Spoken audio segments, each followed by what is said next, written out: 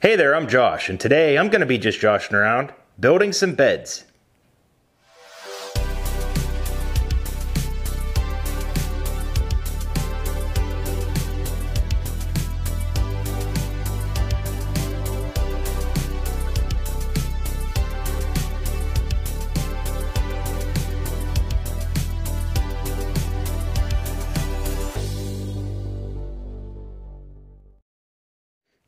The type of bed that I'm building is called a captain's bed. It's a pretty basic design, it's just a raised platform with drawers underneath. The original idea was just to build 2 of these for my boys' room. Since they share a room, they don't exactly have a lot of extra space for multiple dressers. So this was meant as sort of an alternative. But while we were planning out the layouts for their rooms, it became pretty evident that my daughter would benefit from having one of these beds as well. Up to this point, she's been sleeping in a queen-size bed. So this bed will allow a smaller footprint in her room to give her more space to do whatever she wants to do. The design for these beds is pretty basic. It's just a box frame with 3 separated cavities underneath. Then bed slats are laid across the top to support the mattress. Even though the design is kind of basic, the construction still took a while. Let me show you what I mean. With the price of wood being so high and my experience being so low, I briefly thought about just buying some beds, but ultimately decided on making them instead. All 3 beds are basically identical in design, with one of them being reversed in layout. I decided to make each bed to accommodate a twin XL mattress. None of the kids are big enough to need that big of a mattress right now, but I figured why not make it big enough that they can grow into it. The first step, as you can see, is to break down all of the plywood into smaller dimensions. By the way, just before I started this project, I bought a brand new little action camera, so I decided to put it to good use. And just a heads up, I got a little carried away with all the different angles that I could shoot. I got a nice big accessory kit with the camera, and I figured, why not use like 95% of the pieces to accomplish all the cool little shots? So I did that. And like I said, I got kind of carried away. Sorry. But honestly, this little camera is pretty cool. It's a DJI Osmo action camera, which is like, a GoPro competitor. I bought it to give me some extra filming options for the channel here, along with any other adventures I might find myself on. Eagle!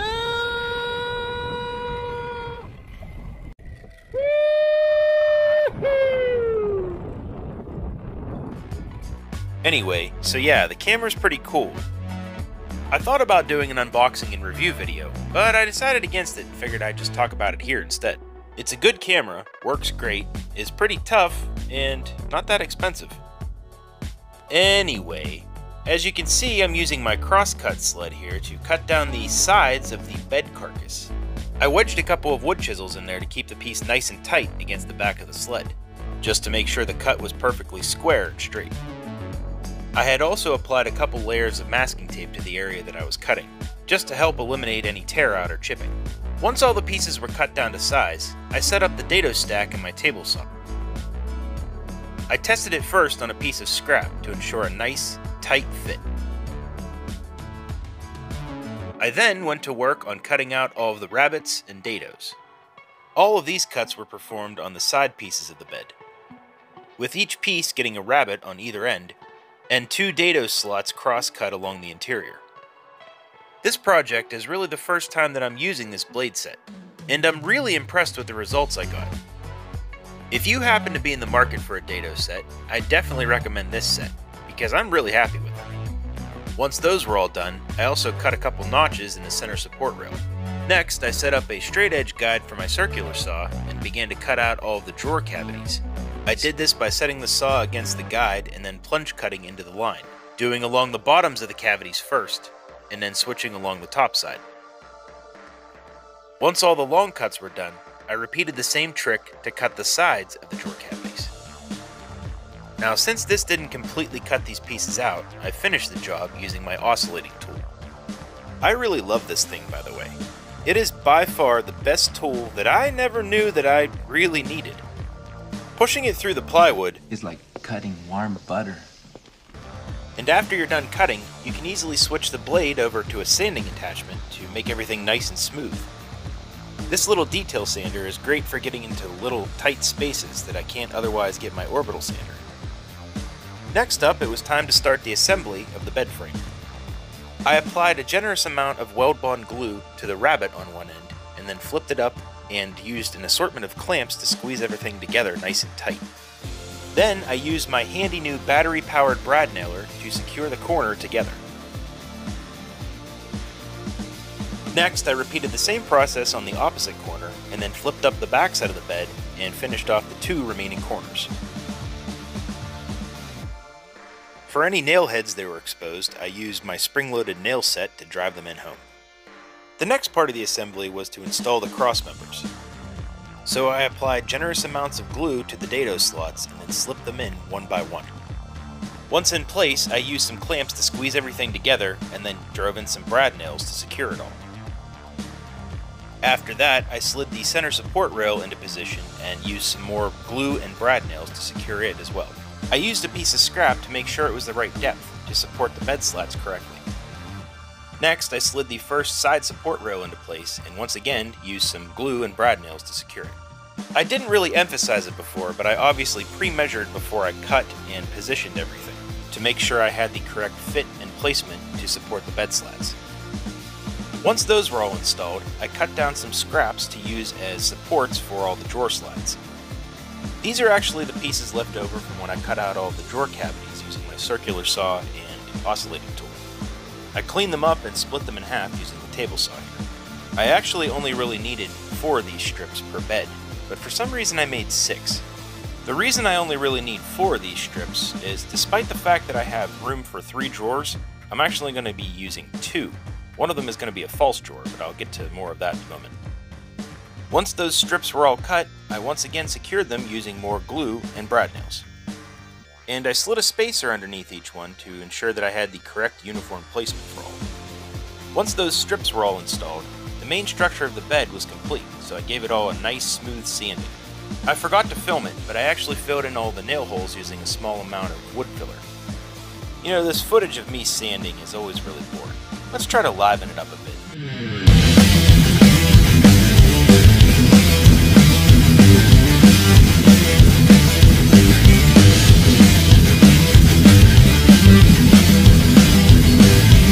Sick as a dog now. Okay. Gonna You know, on second thought, maybe attaching a camera to my wrist while sanding isn't the best idea. Regardless, now it was time to start on my drawers. I mean, the drawers. I'm making all of my drawer boxes out of 1/2-inch sanded plywood. After breaking down the sheet into strips, I set up my dado stack once again to cut a slot for all the drawer bottoms. I'll be using 1/4-inch sanded plywood for the bottoms, so I cut the slot to, you guessed it, a 1/4-inch wide. I cut the dado slots in the remaining strips and then took them over to the miter saw to chop them down to size. The drawers all have a slight variation in width, but from front to back they're exactly the same. Once I got them all cut down to their correct size, I took them back over to the table saw to cut rabbets in either end of all of the side rails of the drawer boxes. Just like with the main construction of the beds, I'm using single rabbet joinery for all the drawers. The next step was to break down the sheet of 1/4-inch plywood into all of the correct dimensions for the drawer bottoms. To find the correct size for the bottoms, I used the inside dimensions of the drawer boxes and then added 3/8 of an inch onto both the length and the width. Those dado slots that I cut into the sides were all 1/4-inch deep, so this will allow all the bottoms to float instead of being an overly tight fit. For the assembly of the drawers, I once again used a combination of a generous amount of glue and brad nails to secure them together. After I got the first corner together, I moved on to the second one, and then slid the bottom into place. This whole assembly process of the drawers was much easier than I was expecting, so it went pretty quickly. One thing I decided to add to each drawer was an extra stiffener strip to the bottoms. This is simply because the span of these drawers is rather large, and I didn't want to have any sagging at all. So I cut them out of some scrap and glued them into place, and then used a really heavy weight to hold them down until they dried. Oh man, it was all I could do to lift that thing up that high. Whew! Next up, I installed a 1/4-inch roundover bit in my router and rounded over all of the corners and the top edges of the drawers. I haven't really talked about it before, but I absolutely love this compact router. Not to mention that battery-powered brad nailer I was using earlier. In fact, both of those tools have drastically improved my capabilities and efficiency as a woodworker. Anyway, I went ahead and sanded all of the drawers using first the orbital sander, and then hand sanding everything. I especially focused on all the top edges of these drawer boxes, just wanting to make sure that everything was nice and smooth, with no risk of splinters. Now that the drawer boxes were mainly done, it was time to focus on the faces of the drawers. And for that, I'm going to be using some solid oak. Or so I thought. You see, these boards were picked from an old pile of rough-cut oak at my wife's grandfather's wood shop. And with the similar grain pattern to that of oak, we just figured that the darker appearance and color was just due to the boards being old.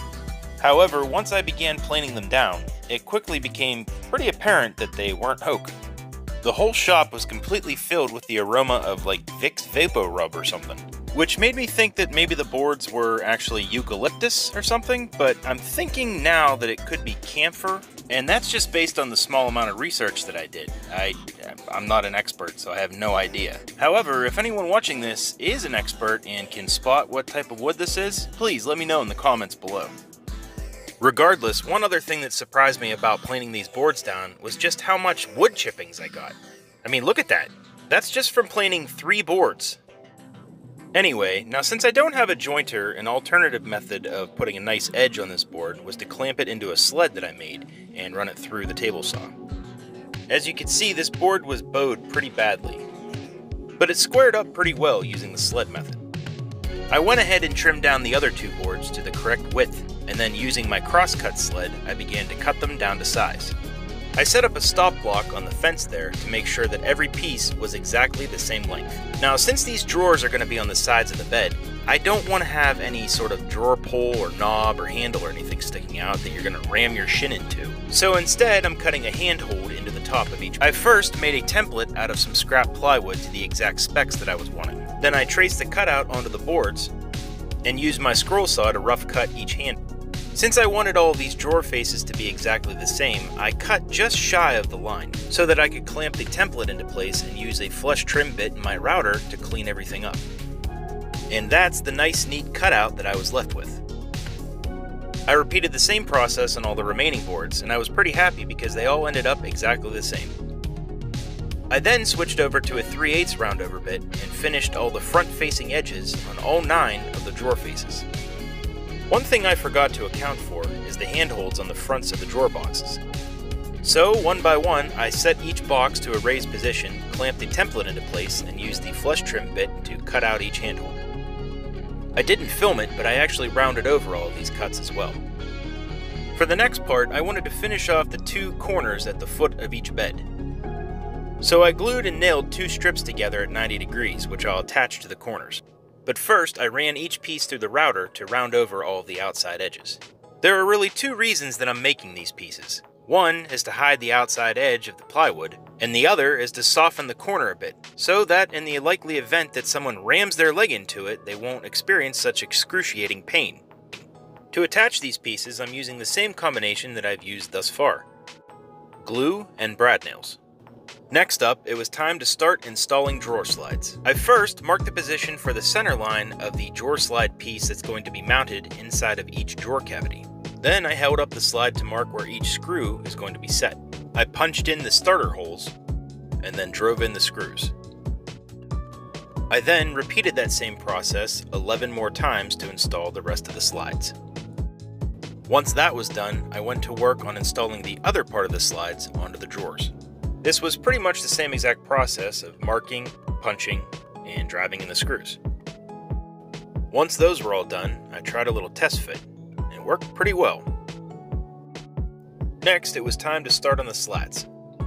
I decided to cut down and install a bunch of these little strips to act as spacers, with the idea being that these things will keep the slats from sliding back and forth or falling through. For the slats themselves, I kinda cheated here. I actually used the ones out of the old bunk bed set that was in my boys' room, and there were enough slats to do 2 beds, so the other ones I had to make, which I did so by using some scraps of solid pine or oak or whatever I had laying around, just not plywood. But these spacers worked out really well and gave me a nice layout for the slats. With that, all of the major construction and layout was complete, so it was time to start on finishing. The first step was to use the shop vac to clean everything off really well. and after that was done, I switched to a tack cloth and wiped it all down. This helps to remove any leftover dust or dirt that's stuck in the wood grain. Once that was done, I wiped everything down with a pre-stained conditioner. This stuff really helps to open up the pores of the wood to accept the stain in a more uniform fashion, just to help prevent any blotchy spots or unevenness. The next step was to apply the stain. You know, with the more of these woodworking projects and pieces of furniture that I make, I'm more and more tempted to just skip the staining step altogether and just go with a natural look. However, I'm trying to make these beds match some existing furniture that my kids have in their rooms, with 2 of the beds having a red oak stain and 1 of them having a golden oak. If not for that, I would just leave them natural. Nothing against staining or anything, I'm just developing more of an appreciation for like the natural beauty of wood, but that's just my personal preference. Anyway, once the staining was done, I went on to apply 3 coats of polyurethane. And once again, like I've done on past projects, I decided to wipe it all on. For the first coat, I thinned it down and made a 1-to-1 mixture with some mineral spirits. Then for the second coat, I made it a little thicker with a 3-to-1 mixture. And for the final coat, I used full-strength polyurethane. I was also sure to allow ample drying time between coats, and I also went over everything with some very fine steel wool, being sure, of course, to remove all the dust. Once the poly was dry, I used my knowledge of advanced technology to teleport the beds to the bedrooms upstairs. And now it was time to start installing the faces on all the drawers. I started by installing both of the drawers into the bed, and then used a couple of spacers and set the face on top. I carefully positioned the face and then clamped it onto the drawer. To attach it, I used some cabinet screws which I drove in from the inside. I'm not sure how many screws I really needed for this step, but I figured 5 was good.